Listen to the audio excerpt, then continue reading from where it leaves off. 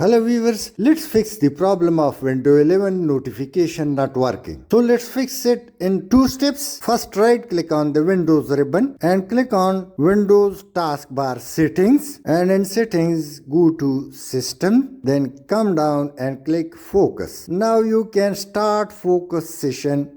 Click it and it should be like this, or you can stop it. Let me close it. Now once again click on system again, and now this time we will simply click notifications.